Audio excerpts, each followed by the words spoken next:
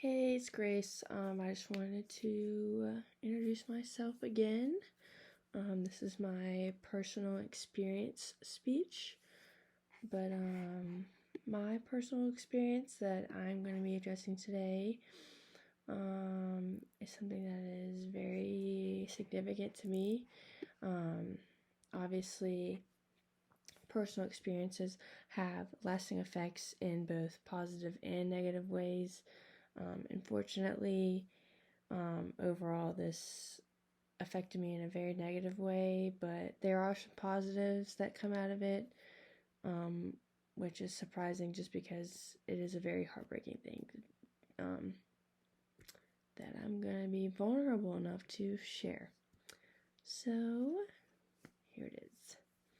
Personal experiences have lasting effects in both positive and negative ways, both of which are equally as important because they change people no matter what. My personal experience that I wanted to be talking to you all about is my god sister, Morgan Garrett. Morgan Garrett, she was obviously my god sister. She was in the United States Coast Guard. She lost her life in a flight training accident, and her dad and I and my family are obviously really close, so it just kind of really broke my heart. But we grew up together in the same neighborhood. She lived just down the airstrip from me. We grew up together, going to the pool in her backyard. She would babysit me and my sister when my parents would go out for date nights. And she really was a role model for me and Layla growing up. She always set good examples. She was super outgoing, super positive, super sweet and loving and caring, and everything good in this world was Morgan Garrett. I remember one time she invited me to her pool for a birthday party, and all of these teenagers were there, like jumping into the pool, having a good time, and I didn't know how to swim yet, so I kind of just sat back and watched. But she was really inclusive with me. She would bring me into the pool with her and kind of hold me on her shoulder, like on her hip in the shallow end, just to make sure that I was included, even if it was uncool for a 4-year-old to be there with a bunch of teenagers. But she made it happen anyway. She really inspired me just because of her personality. And when I found out she was going to the Coast Guard, she really inspired me to kind of do the same thing. I really wanted to be a pilot, especially growing up in a neighborhood that had an airstrip in it. My house was the last house on the strip, and her house was the first house on the strip, so we grew up very close in distance, and we shared a lot of the same interests. We went to the same high school. We both played sports. She was recruited to go to the Coast Guard Academy for cross country, and I was actually talking to the softball coach there for a while in hopes to get recruited to get to the Coast Guard Academy and play softball. She made me want to be a pilot.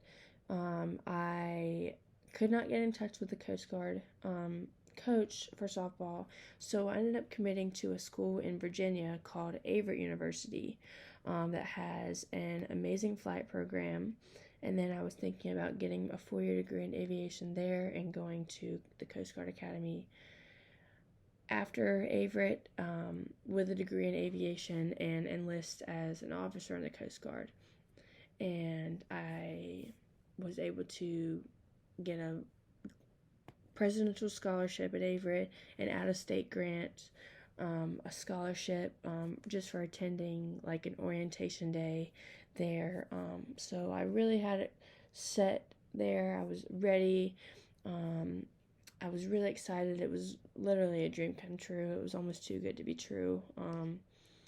And she was super happy for me.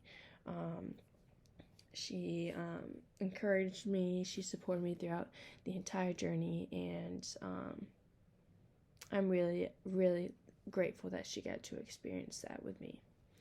It wasn't but about a couple weeks after I committed to Averett when I was in the shower.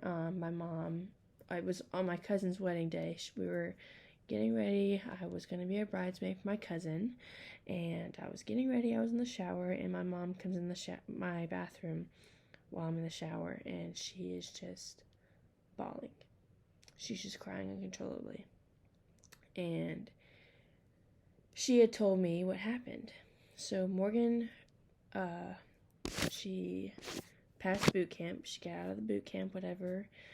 She was in the Coast Guard Academy. She graduated the Coast Guard Academy in 2019, and she was going to be doing the flight training. She was in the flight training school in Pensacola, Florida. So she moved all the way from Connecticut to Florida, and she was in a flight.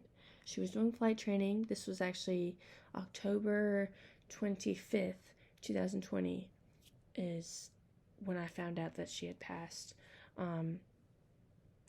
And she died 2 days out. She died 2 days prior, and we obviously didn't find out until later. I was in the shower, and my mom came in there, and she told me what had happened. And I just remember falling onto the floor. I don't really remember anything that happened afterwards.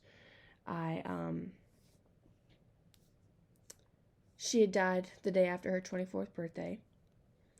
She was in a flight training routine with her instructor, and she was on the way to land, and her flight instructor wanted her to practice recovering from a stall in the plane.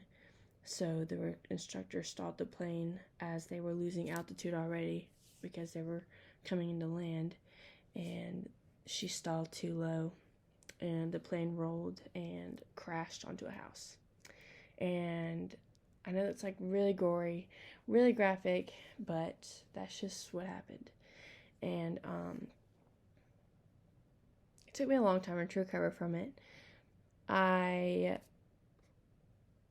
was asked to be on the news a lot because Morgan didn't have any siblings growing up. She was the only child. So I was kind of the closest thing to a younger sibling. Me and my sister were, but I don't want to say this to be selfish, but I was kind of a little bit more closer to Morgan than my sister just because of the shared interests of being a pilot and stuff like that. I got to go on the news and talk to everybody about it.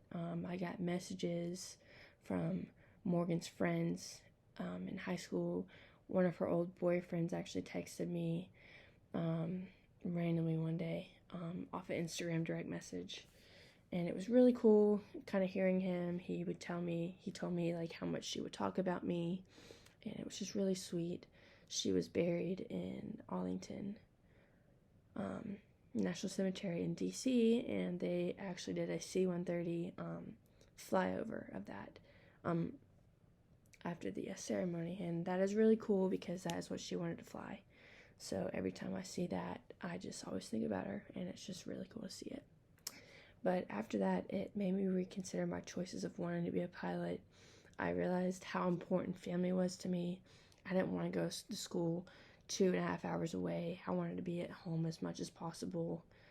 And I just thought that instead of majoring and being a pilot as my career, I would do it like as a hobby. So I'm doing business now, but I decommitted from Averett, obviously, and I'm very happy at Gaston, and I honestly could not imagine myself anywhere else. But in order to like keep her memory alive, like the Coast Guard Academy started these bracelets that all of the money that is put in to buy a bracelet gets donated to a charity in her name, which is really cool. And I never take it off. Obviously, I have a tan line from it. But also we hang out with Crazy John, her dad, my godfather, all the time. And we include him in all of me and my sister's big milestones because we're the closest thing to his daughters at this point. But in conclusion, I know this is really sad, and I'm not a depressing person, but personal experiences have both positive and negative aspects. And my personal experience, what I want to end off with by saying is, it is super important to consider every detail of anything before you decide on something. Whether it's what you want or what you want to do to kind of live up, or who all inspires you to do it, like if you really think it'll make you happy at the end of the day, then you should pursue it. But also, it is important to remember just how important family is and how we're not promised every day. So love everybody like it is your last day. And it really changed my outlook on life, just because of that. Like, tomorrow's not promised. Like, love everybody like it's your last day here. And I try to do that every day. So I'm excited to hear everybody else's personal experiences, but I hope everyone has a great night.